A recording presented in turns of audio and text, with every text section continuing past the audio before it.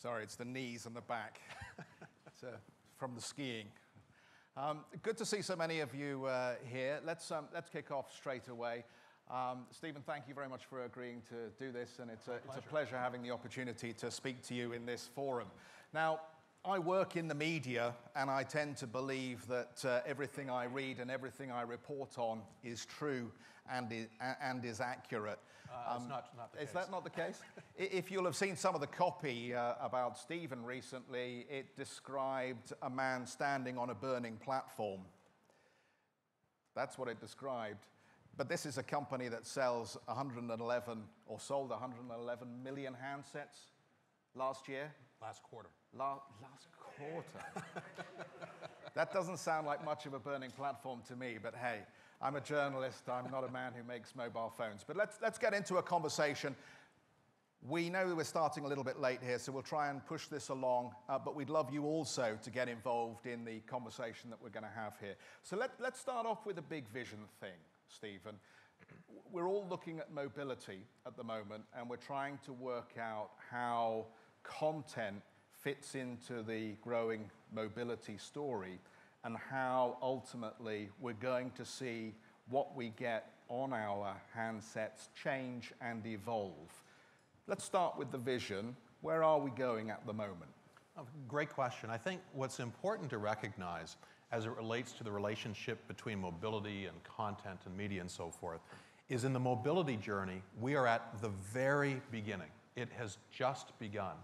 And so it's helpful to look back a bit historically at those times where we've gone through similar fundamental transitions in the mediums that are being used to serve content and various things.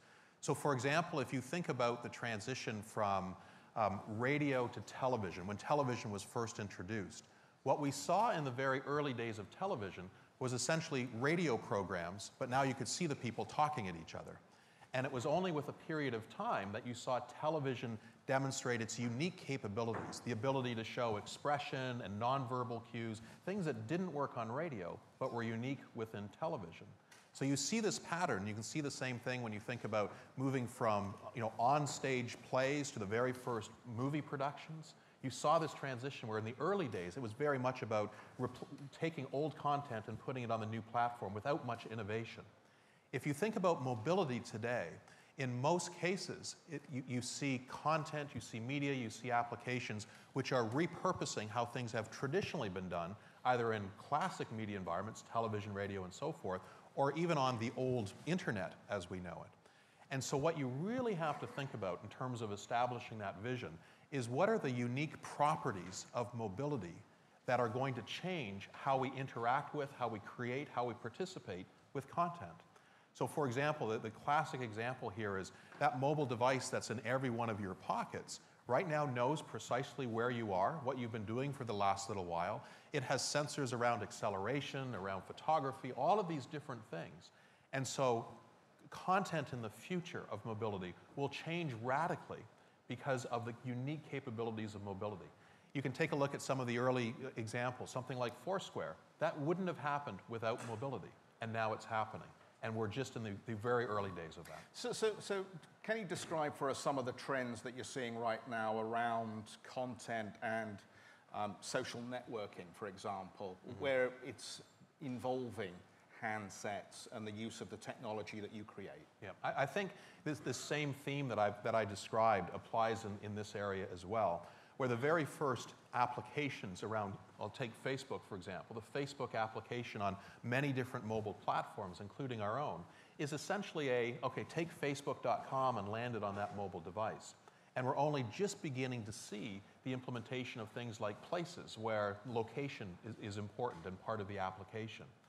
But the trend extends well beyond that, because one of the unique attributes of mobility is it empowers literally billions of people to more actively take content in, to receive it, but also to create it. So Nokia is in one of the most unique positions here because of our market reach, because so much of our business is in emerging markets, China, India. I'm visiting here in the Middle East and Africa as well, where people are having their very first digital experience, never mind internet, never mind television, never mind the telephone, their very first experience with technology is a mobile device today. And so as it relates to social media and social networking, for example, it's things that in the developed markets, you say, well, of course, we've been doing that for 20 years. But in these markets, we're changing people's lives because all of a sudden, through a bit of social interaction, the quality of their life, their disposable income, goes up by 50 cents a week or something like that. Those types of patterns are fundamentally going to change the economics of the world and the livelihood of many people. In my world, the financial analysts who look at Nokia have been scratching their head, and they've looked at the dominance you have in the low end, and they've said, well, it's a liability. Ultimately, the company just hasn't moved upscale quickly enough in the handset market. Now, from what you're saying, it sounds like there's a way of using that installed base of customers in the emerging world that have perhaps less sophisticated handsets to move them along in a way that you can generate revenue from, and also provides an opportunity for content creators. Yeah. Can you just elaborate on that? Because how do you turn what the financial community sees as a risk in owning your stock into something that is a virtue? Well, I think the financial community, as we've gone through our recent strategy announcements, have come to recognize that a key aspect of our strategy, indeed we have 3 pillars, and the second pillar of our strategy is to actually increase our investment in what we term the next billion, helping people in these emerging markets have that first experience. And the reasons for that are quite simple. It's good for business. It's a very profitable and growing aspect of our business. So from a business perspective, it makes a great deal of sense. But also, if you think about what's happening in the industry, those early first adopters of technology are the people who are going to be using the devices that are just a bit further up the price scale with a bit more utility, in the future. So as smartphone technology comes down the price curve, what you should expect to see is some of those early adopters, even at the very low end, we can help them cross that divide. Clearly, we want people engaged in the Nokia experience across whatever point they find themselves in the economic continuum. So we see it as a critically important part of our business, and I think people have come to understand the relationship of those markets. Now, the dynamics are different, to be sure. The dynamics in the low end of the pricing portfolio is about massive volume, supply efficiency, and delivering great services along with that attract the customers. A lot of the people in this room will probably be creators of content, whether that's sort of news material, whether it's movies, whether it's something else entirely around social networking. What opportunities are there for them in the world that you're describing as a handset maker? Yeah, I think a couple of things. First of all, it is the case that as we, along with some of the partnerships we announced, like with Microsoft, as we establish this sense of an ecosystem, of the ability of taking content, applications, whatever it may be, and make it widely available to markets around the world. For a content creator sitting in North America, in Europe, in Kenya, in India, wherever the case may be, the potential for a global market efficiently delivered to that person so that that content can be enjoyed, can be monetized, can be whatever, that opportunity is blossoming. And that was a big part of the rationale behind our strategic decisions, is we saw the opportunity to take our strength, particularly in the broad world markets, not so much the North American market, clearly an area of continued focus, but this broad footprint that we have and say, you know what, for content creators, we can present a marketplace that reaches corners of the globe that people can't even imagine. And as I travel the world, even in the last week, visiting places like Moscow or here, you realize the reach and penetration we have is unparalleled. If we can bring that reach to content creators, we create a whole new opportunity for them to improve their business and financial outlook. You brought up the Microsoft deal. There are still doubters and skeptics in the technology field who say, why would Nokia walk away from a platform that's worked so well, Symbian, and adopt the Microsoft alternative, which has less penetration in the marketplace? How does that fit into the 3-pillar strategy that you've described?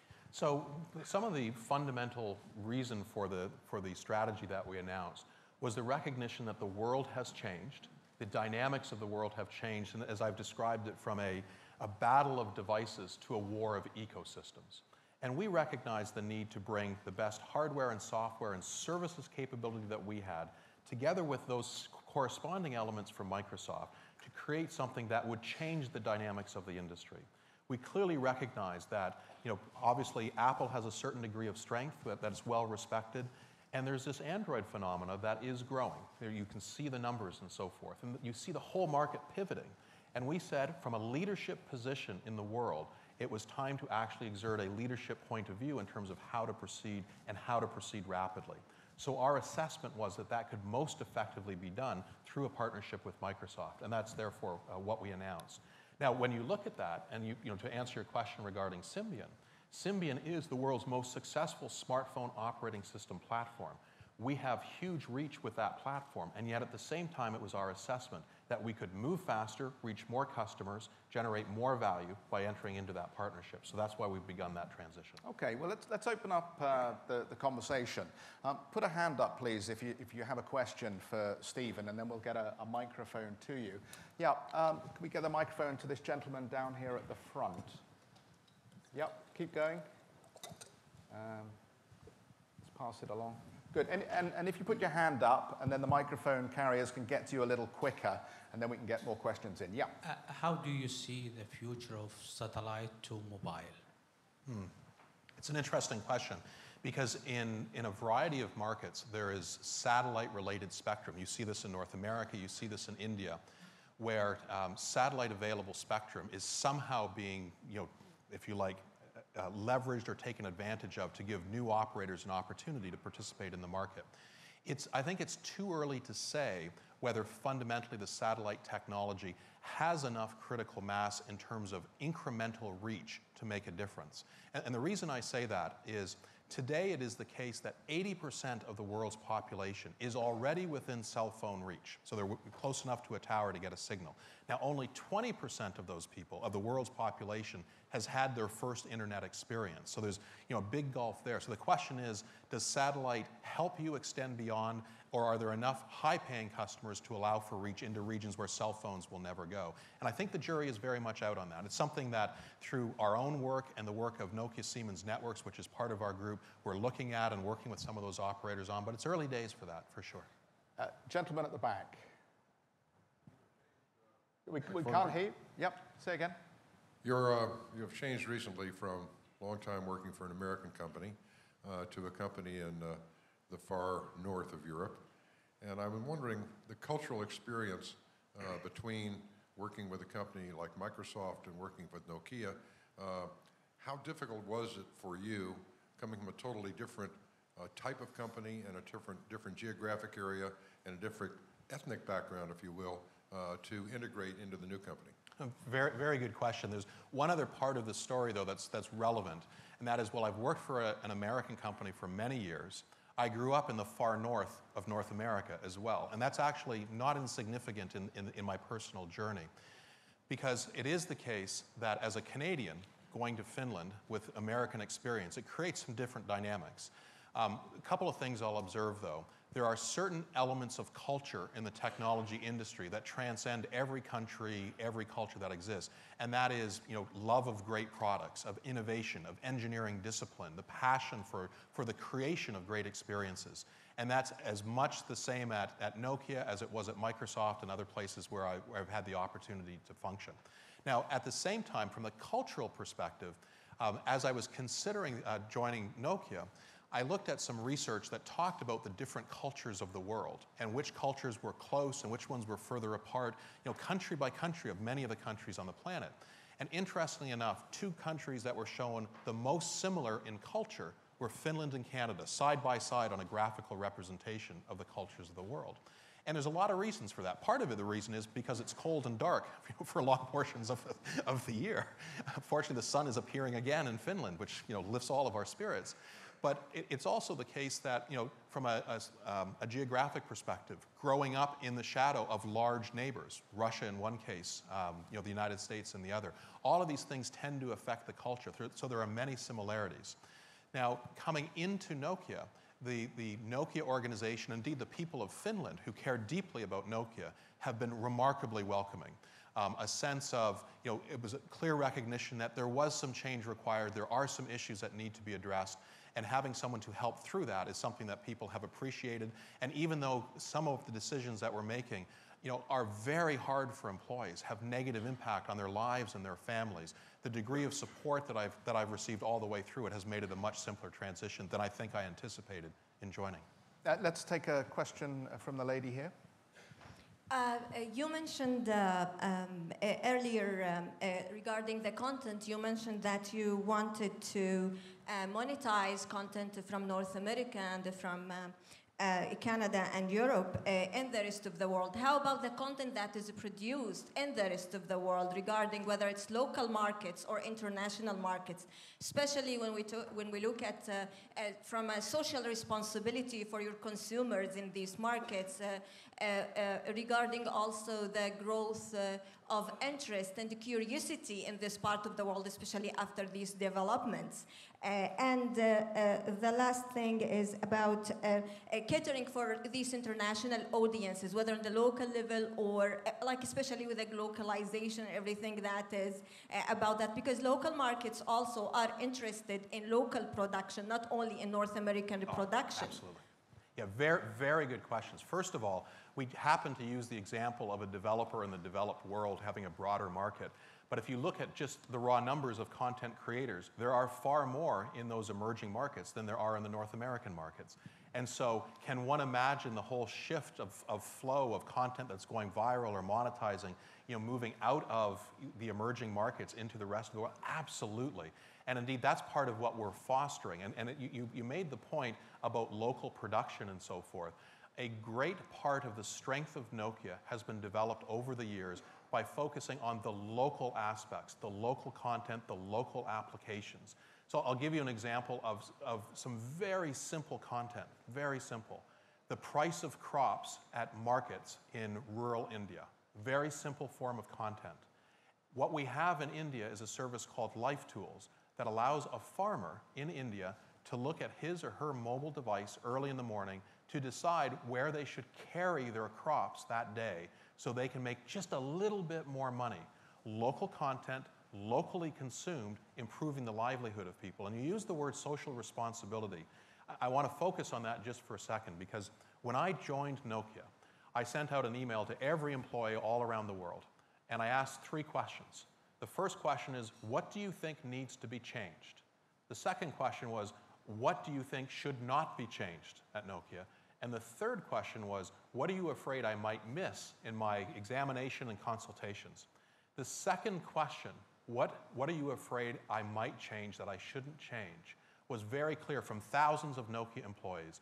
Continue our focus on social responsibility, helping that farmer, helping to deliver prenatal information to disadvantaged women in rural China. All of these things that, when you think about it, it's good for business because that Nokia experience all of a sudden stands for a life-changing experience. And that's good for business, it's good for people, and strongly supports social responsibility. Let's take a question here. Yes, so I'm a developer from New York City, and we work with many startups, and they write mobile applications. And as you know right now, when a startup with limited resources, they have to write a mobile application, they have to decide on iPhone or Android, and mostly there's no room for another third platform. So what are your concrete plans to get developers on your platform, on your new platform? Yeah, when we consider developers, there's a series of things that must be true in order to attract developers to that platform. Certainly there has to be reach. You have to believe if you build an application for a platform, you can get it to tens of millions of people. And clearly that's part of the promise of the Nokia and Microsoft partnership, is we can bring reach to tens of millions of people. Last quarter alone, we shipped nearly 30 million smartphone devices around the world. So huge volume opportunity. You have to believe that you can monetize, that there's a valid way to collect money. Nokia, again, a great example. We have over 100 direct operator billing relationships. So in regions and countries all over the world, you can collect money, which is simply not true with those other ecosystems. Third, you have to believe that you have a valid development platform on which you can build great applications. And clearly this is something that from Microsoft's perspective with the platform they built around Windows Phone is there. And of course that also means the fourth piece, great developer tools needs to be there. Now, interestingly enough, you said that people only have room for 2 platforms. We've actually studied this and asked a lot of developers all over the world. And not the consensus, but the by far majority view is different than that. And the view is that it's about 2.8 to 3 platforms. Seriously, I mean, because this was a critical question for us, because of course, as has been well documented, we also considered Android. If what you said was absolutely true, then that would have influenced the decision. We came to the conclusion that it was not true, that in fact, it's something more than that. But thank you for asking. I think we can just get one more in, yeah. I have some friends at quite senior positions inside Nokia, very creative people, who get very frustrated at what they see as a very slow and lumbering decision-making process because of the structure of the company. You need to get a consensus to make decisions. How are you ever going to compete against a centralized company like Apple that can innovate in real time? The way we address that is by changing how we operate. So when we presented our strategy and what we were doing going forward, we presented 3 pillars of strategy, which included smartphones, the next billion, and future disruptions. We talked about differentiators, but then the press didn't spend a lot of time talking about this, but fundamentally changing the way we operate. Look at what's happened in the last 4 months. We're moving at a speed that is unparalleled for our company, and I would argue is on par with anyone else in the industry. And of course, that's partially my job, is to make sure that we're setting the pace, that we're operating differently. So the comments and the frustration, I mentioned the 3 questions that I asked. By far, the #1 issue that people talk to me about is improve accountability in this organization, drive faster decision-making by those people who are held accountable, and move this company forward quickly. And the number of examples of difficult processes of committees and boards and agencies and commissions, all these people who are spending time contemplating instead of aggressively moving forward, is something that we are already fundamentally changing. And I would just point to the February 11 announcements as a first example of how quickly we can move. So thank you. So we're pretty much at the end of our time here. I just want to have a last question, and it's really one about the buzz. I mean, it sort of ties into some of the questions we've heard here about management style, the way that you're going to turn the company around or lead it forward here. What's the next thing that we in the media are going to get really excited about when it comes to Nokia? What sort of announcements should we be looking out for here? Is it a new tablet? Is it a new smartphone? Is it something else that we need to keep our ears attuned for? Well, hopefully you won't have to work too hard to keep your ears attuned to the success that Nokia has in implementing its new strategy, aggressively executing, removing the ambiguity around it that exists, and driving the company forward. That's the story that we want to see written. Okay, we'll take that as an answer. Thank you so Very much good. for being with us. Thank you, everybody.